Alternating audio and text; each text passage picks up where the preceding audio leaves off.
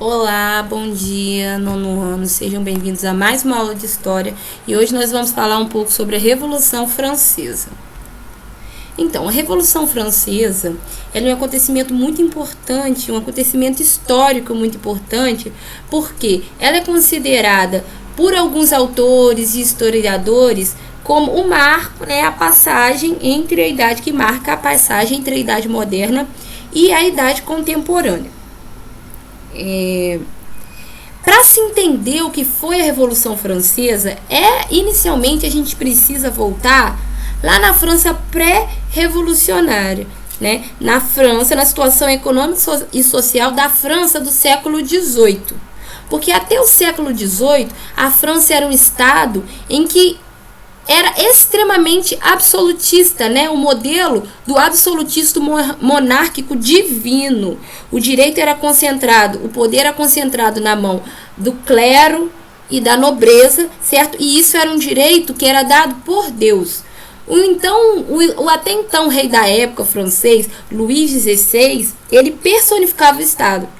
Ele concentrava os poderes, ele concentrava em uma só pessoa os poderes legislativo, executivo e o poder judiciário. Os franceses, então, eles não eram cidadãos de um Estado democrático constitucional, como hoje é comum a gente ver em todo o mundo ocidental. Não, eles eram apenas súditos do rei, certo? O rei personificava o Estado, ele era o centro. Dentro dessa estrutura do Estado absolutista havia vamos ver aqui. Havia 3 diferentes estados no qual a população se enquadrava. Na época, a sociedade era estamental, dividida em estamentos, certo? Ela era dividida em primeiro estado, segundo estado e terceiro estado. No primeiro estado, ele era representado pelos bispos e alto clero. O segundo estado, ele era representado pela nobreza, ou seja, ou a aristocracia francesa, que desempenhava tanto funções militares quanto funções jurídicas. E o terceiro estado, que era a grande maioria, que somavam 97% da população, ele era representado pela burguesia, que se dividia entre os membros do baixo clero, comerciantes, banqueiros, empresários e os sem calções, ó. Vamos ver aqui. Os sem calções, olha. Aqui. Que eram os artesãos, os trabalhadores e até pequenos proprietários que viviam aos arredores de Paris. E por que eles recebiam esses nomes? Porque ao contrário, do primeiro e segundo estado, as pessoas com grande poder aquisitivo, eles não usavam elegantes calções. Eles vestiam uma calça de algodão mais grosseira. E aí veio o apelido de sem calções. Então, ao longo de toda a metade do século XVIII, gente, a França se envolveu em inúmeras guerras. Agora a gente vai falar um pouco de situações. Deixa eu chegar aqui. De situações. Isso aqui, ó. De situações que levaram, que fizeram culminar a Revolução Francesa. O primeiro foi suas questões sociais, foi as questões sociais acima apontadas, e agora a gente vai falar um pouco da crise econômica e das guerras no qual a França estava envolvida. Ela se envolveu em dois grandes conflitos, que primeiro foi a Guerra dos 7 Anos, contra a Inglaterra, e depois ele auxiliou os Estados Unidos na Guerra da Independência, que aconteceu em 1776.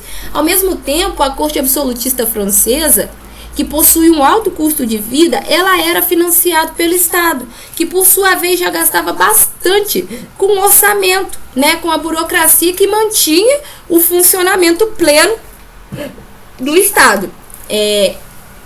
Tudo isso se somou com uma atmosfera de crises no qual a França teria que enfrentar.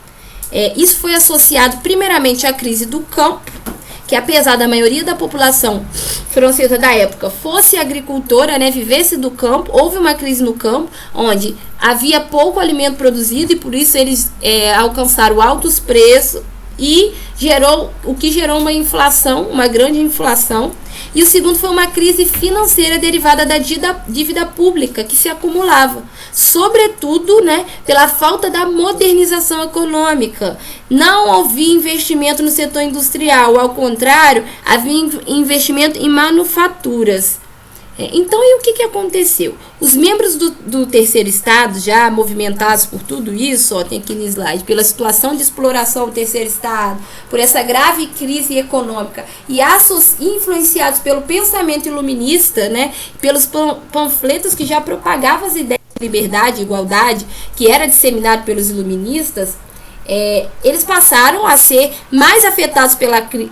No entanto, a burguesia, os trabalhadores urbanos e os camponeses, eles começaram a exigir uma resposta do rei da corte à crise, né? Bem como eles passaram a reivindicar os seus direitos de forma mais ampla, uma maior representação dentro da estrutura política francesa. Você lembra que eu falei com vocês que eles eram meros servos do rei, né? Eles já não queriam mais isso. As ideias iluministas deram força